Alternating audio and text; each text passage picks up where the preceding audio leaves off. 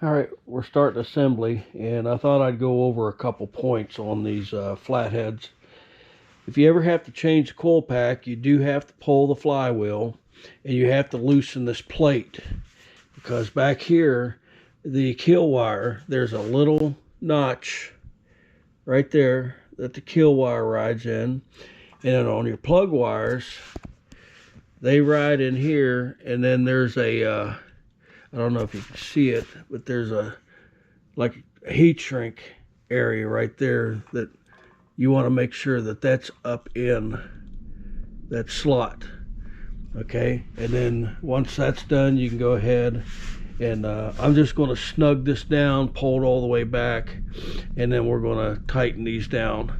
I'm doing the little stuff up here, but before I get to putting the heavy stuff on, like the flywheel and the starter, we're going to move it down to the chassis. Another another wire to note, and I just caught this stator charge wire. I had it running straight up through here, but it was getting pinched, and then I got to looking at it, and there's a little slot right there, and now when I tighten this down, it's not going to crush the wire. So yeah, don't run it straight up. Run it under this bolt here and then come up. Look at it from the back. So yeah, you can see that's sort of made for it to come out right there. My eyeball on the camera doesn't quite line up right, but that's the way it's supposed to go. That one I just caught, so I've probably got a couple others that's not routed right, but next time I get into them, I'll make sure of that. Well, for my next test, I noticed my multimeter was acting funny, and I figured I'd go ahead and change the battery. Well, that wasn't easy. And then I got to looking at my connector, and yeah, I think that's my problem. So when we're testing the coil, 4-stroke, and this is just general, the primary resistance is 0.5 ohm to 2.5 ohms, and the secondary, that's the spark side, 2,500 to 5,000 ohms. Now this is just a reference. So checking the coil, the primary side would actually be from the keel wire to the ground, and we have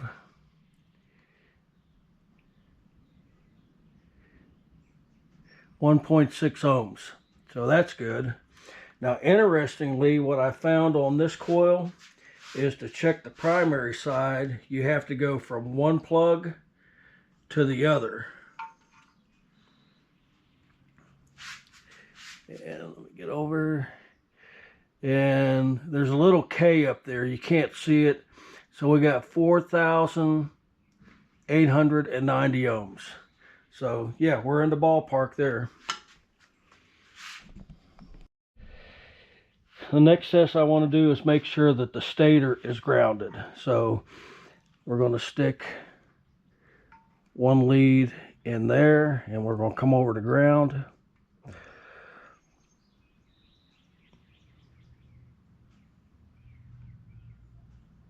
And we're at 0.5 ohms, 0.4. We got a good ground there. Okay, so electrical checks out. And while it's up here also, I want to go ahead and set the governor. So to do that, remember I marked it and took a picture. I also took a picture of how the springs set up are. Both the springs and this mark affect how the governor is set. All right, so I think I got it pretty close.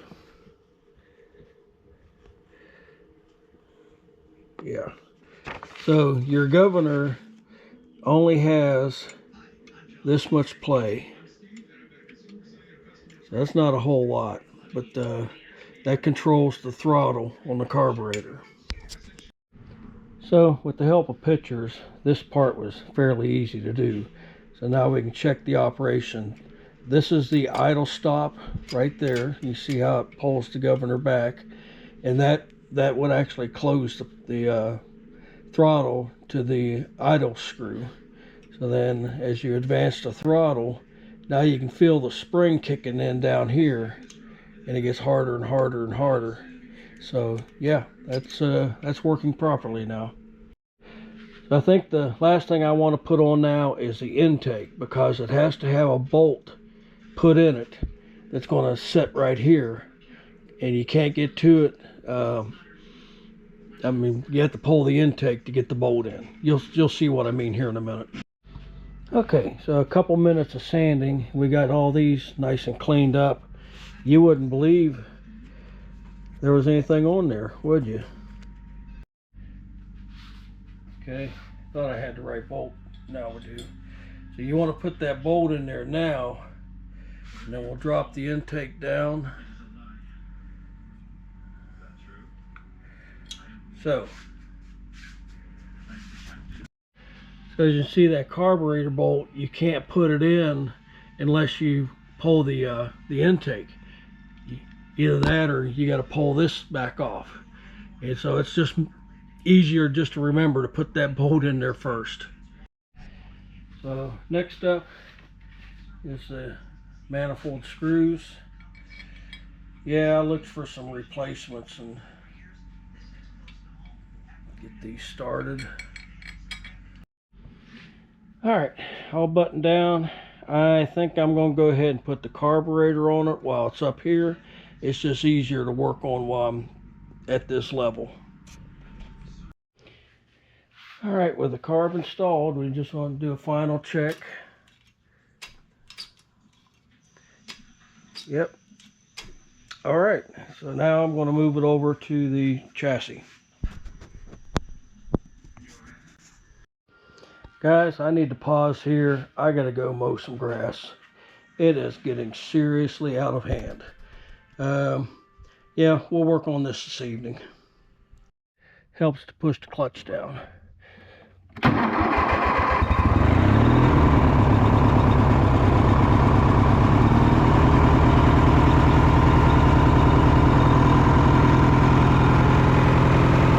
Go mow some grass.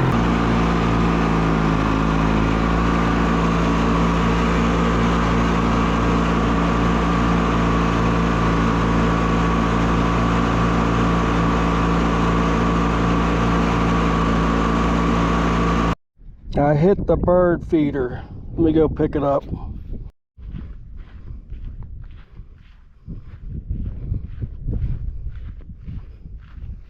Got to move the dog toys.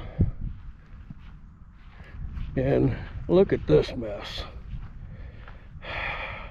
Yeah, I got to put some traps out here and find out what the heck is doing this. Wow. I filled up the bird feeders. I put a live trap out in the middle of the yard. Clean and red up now. Surprisingly little debris under the deck. I'm gonna grease the front end, put him away, and then I get back on that engine. Flywheel's installed, but I messed up my order of operation. I should have put the starter in first, but I think I can get it in there. Alright, so this back bolt, I've heard you can't change this starter unless you pull the flywheel. Well, you can, but you have to use an open-end wrench on that bolt back there. And then what I did here was I put this one in and then lined that up and tightened this down so the starter was stationary. And then I took a screwdriver and pushed on the head of that bolt while I put an open-end wrench on it and got it started. And then from there, it's just a matter of tightening it up. But you can change them, but honestly, it's easier if you don't have the flywheel in the way. Okay, to set the coil gap, my method, I fold a sheet of paper and I have the magnet so the coil can move. So the paper's gapping it. And then we just tighten it down where it's at. And we're 3/1000ths. We're on the magnet. Unfortunately, my feeler gauge, so I'm sorry, there's 3/1000 on that one. And we've got 3/1000 on that one. And I've already spun it all the way around. It's not touching anywhere, so yeah, I think we're good. A note of caution. So when you're rotating this around and you've got the coil set and the carburetor's installed, you want to remove the spark plug wires, just in case. You never know, there might be some residuals in there. So all right, I'm just going to put the tins on it now, and yeah, that's the easy part. All right, I did a lot today. I'm going to call it an evening for here, but I'm just giving you a quick walk around.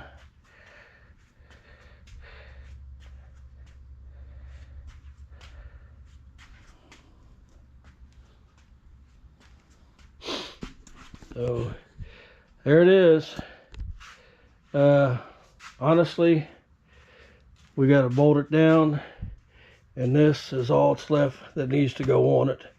And then hook up the electrical, throttle and choke, put oil in it, and then we're going to crank it again. And I know it's going to smell like paint. Thanks for watching.